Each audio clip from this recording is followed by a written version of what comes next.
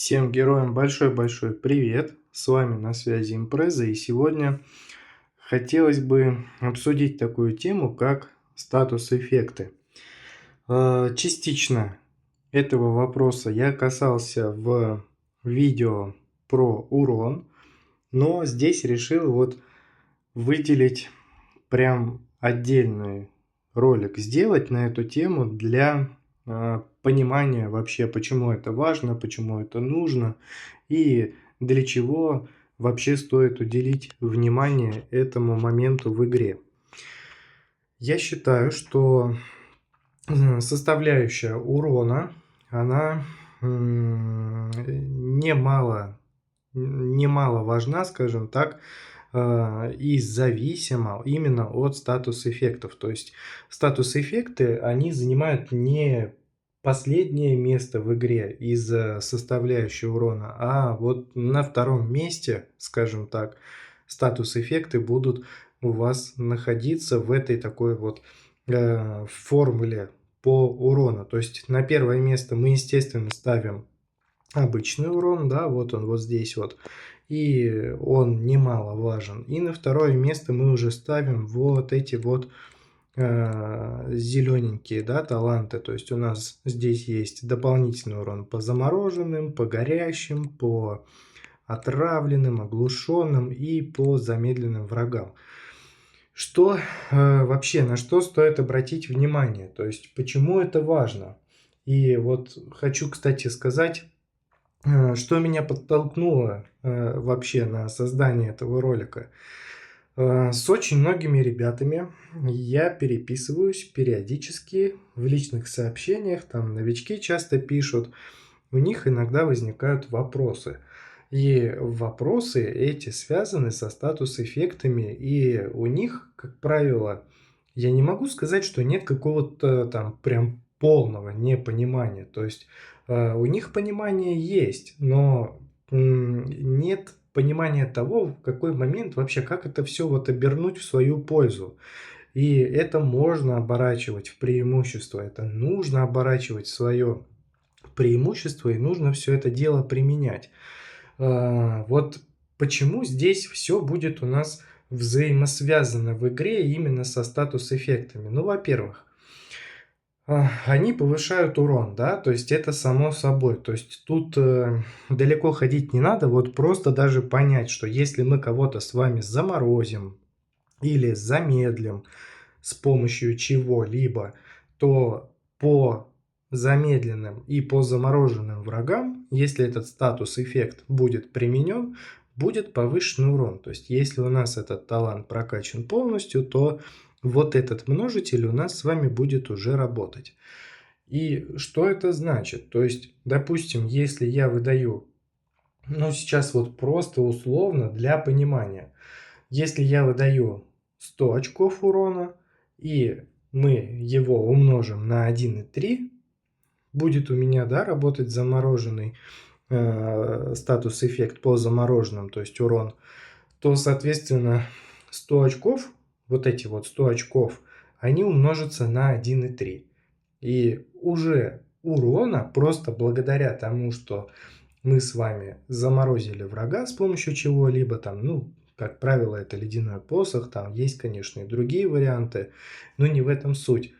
То есть уже будет урон повышенный. И для нас это с вами хорошо. В каком плане? То есть мы с вами будем, получается, и контролировать за счет того, что у нас заморозка есть, и будем еще и повышать урон за счет того, что будет работать статус-эффект. Также статус-эффекты можно разделить на две категории. Есть статус-эффекты, которые позволяют контролировать мобов. Есть статус-эффекты, которые не контролируют мобов, а просто дают повышенный урон. То есть первая категория с контролем – это заморозка, оглушение и замедление. И вторая категория – урон по горящим. Это которые просто вот они повышают урон. Это урон по горящим, урон по отравленным. И вот тут уже есть подвох. Очень интересный отдельный момент. Одного статус-эффекта здесь в талантах не хватает. Я думаю, что это сделано намеренно. И в какой-то момент у меня, конечно, возникали вопросы, почему так, почему вот этого статус-эффекта не хватает. И вы сами знаете, что это за статус-эффект. Этот статус-эффект у нас дает вот это вот оружие. Можно будет почитать, посмотреть. Ну и не только это оружие, кстати, дает. Вот здесь у нас тоже можно будет посмотреть. Вот, видите, вот вызывают вот это вот, потому что вот это вот нельзя произносить, прям Волан-де-Морт какой-то. Вот. Но я думаю, что вы все прекрасно понимаете, кто хоть немножко играет в ХВХ, я думаю, у вас понимание есть, о чем идет речь.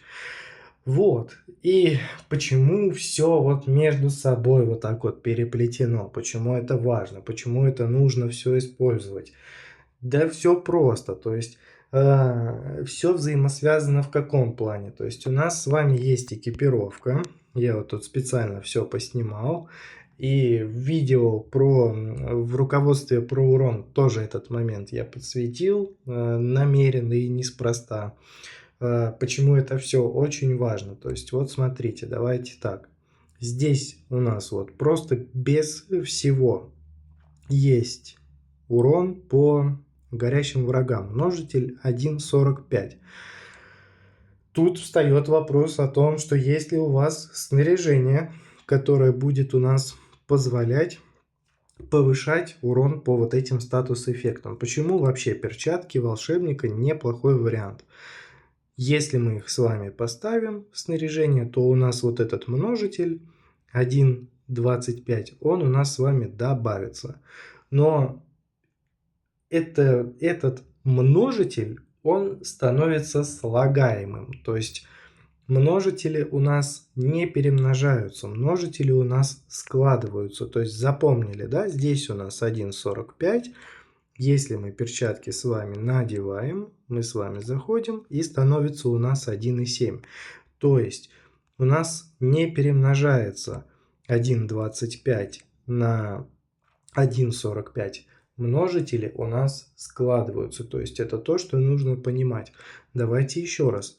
Вот у нас есть 1 и вот такой вот десятичная большая дробь, там 10-тысячная, да, 5775. Вот, то есть вот этот множитель у нас есть. И есть у нас колечко, которое будет давать 1,25. То есть у нас сейчас с вами получится, ну, примерно там, сколько будет? Ну, примерно 1,8 с лишним, да, давайте проверять. Надеваем, жмем выбрать, заходим, и вот у нас 1,84 урон получился. То есть множители сложились, и, соответственно, урон по замороженным врагам стал у нас больше. И вот почему так важно собрать героическое снаряжение? Да все просто, потому что здесь в героическом снаряжении статус-эффекты будут у вас еще сильнее. То есть вы будете выдавать больше урона на том же самом боссе.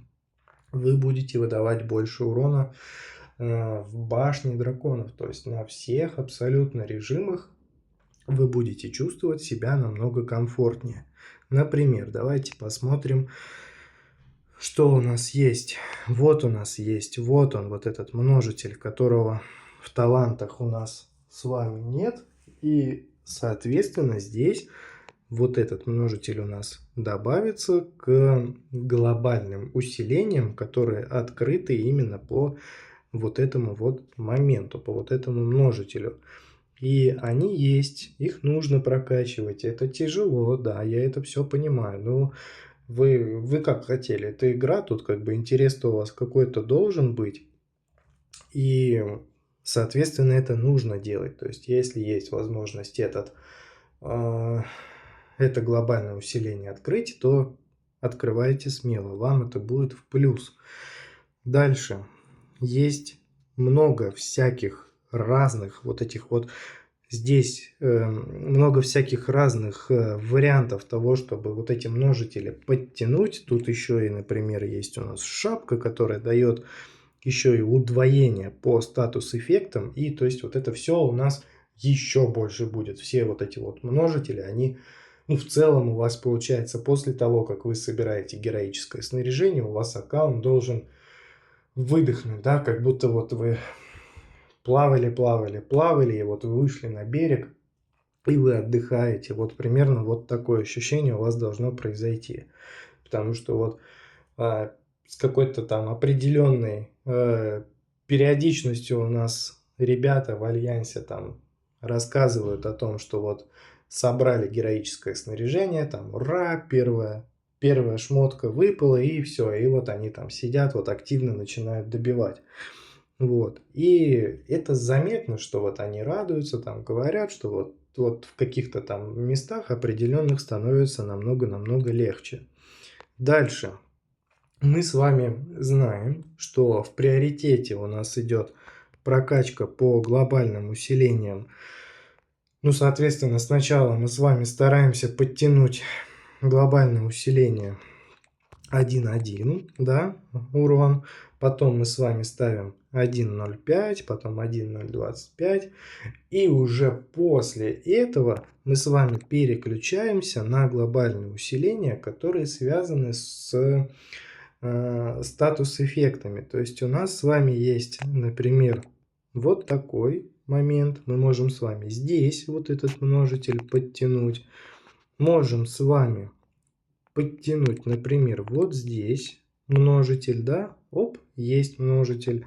И все. И, соответственно, чем больше вот этих множителей мы с вами соберем, тем больше у нас с вами будет показатель в характеристиках, тем легче нам будет продвигаться дальше, тем более конкурентоспособными мы с вами будем в той же башне, в том же боссе, то есть нам станет намного-намного легче.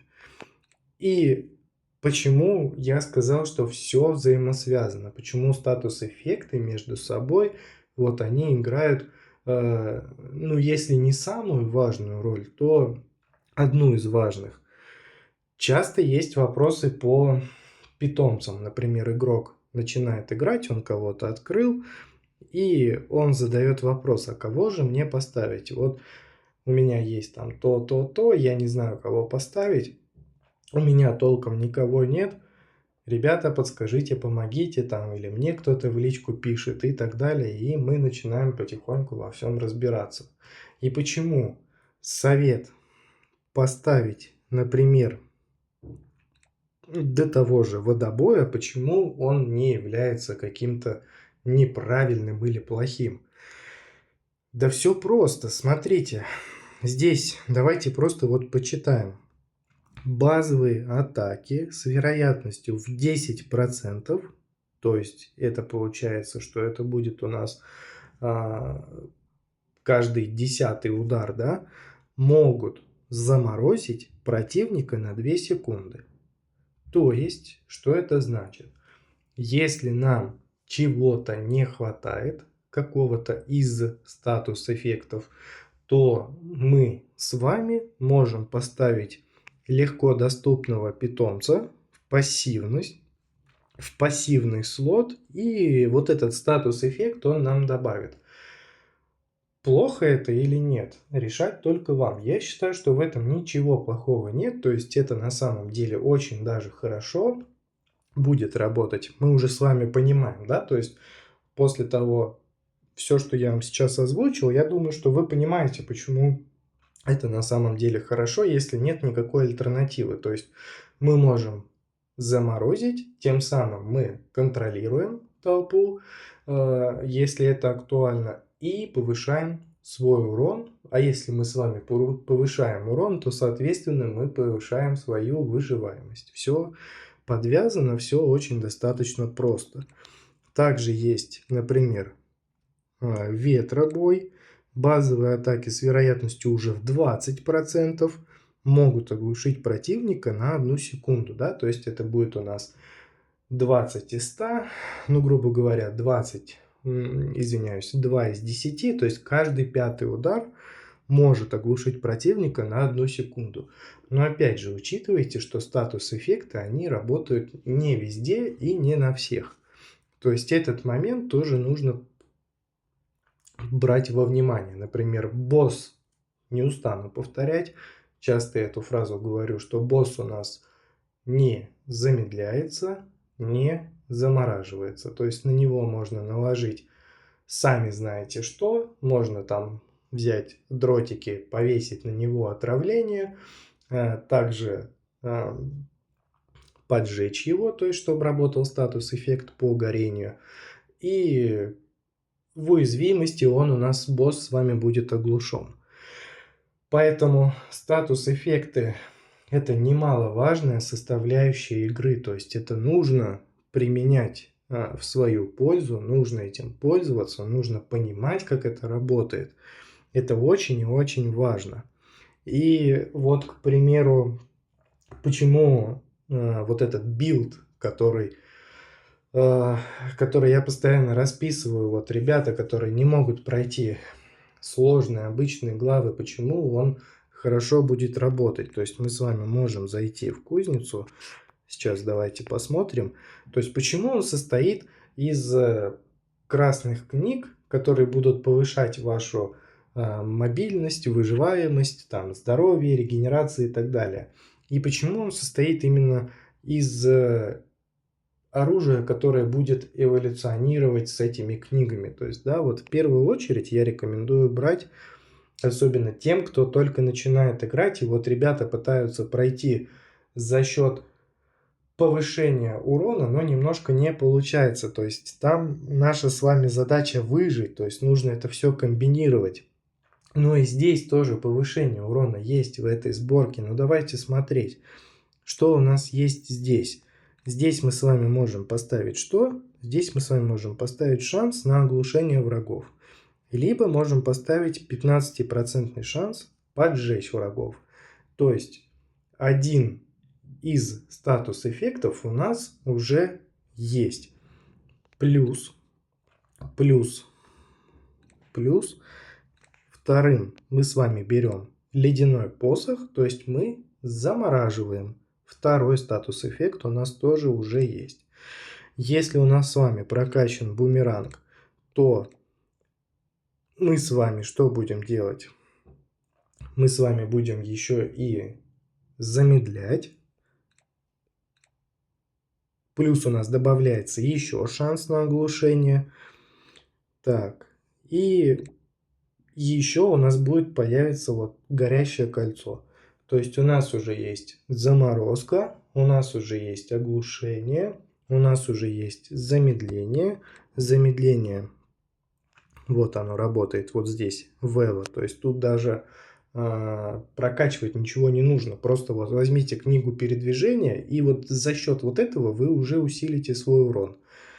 Замедление, заморозка, оглушение и поджигание у нас уже есть. Уже 4 статус-эффекта есть. Дальше что мы с вами берем? Раз, два, три. И четвертое мы с вами берем дротики. То есть у нас добавляется еще и отравление. Итого это уже будет 5-й статус-эффект. Ну и здесь он тоже будет у нас работать с замедлением. То есть все между собой взаимосвязано. То есть урон будет повышаться. И вот если вы возьмете героя, который сможет у вас повесить вот эти вот оставшиеся статус-эффекты, осталось-то у нас получается, оставшийся статус-эффект, то урон у вас будет еще больше. То есть вот тот статус-эффект, который нельзя называть, который может навесить клык призрака. Вот такая вот история получается, да, то есть не совсем уж такая и защитная, скажем так, вот эта вот сборка получается на вот этих палках. Все статус-эффекты есть, конечно же, да, то есть тут надо еще учитывать тот момент, что какая-никакая прокачка все-таки нужна, но я думаю, что если вы дошли там до 260 главы и застряли, то у вас где-то что-то, уже как минимум должно быть прокачано там хотя бы на 1-2 звездочки, потому что арены вы должны к этому моменту тоже отыгрывать.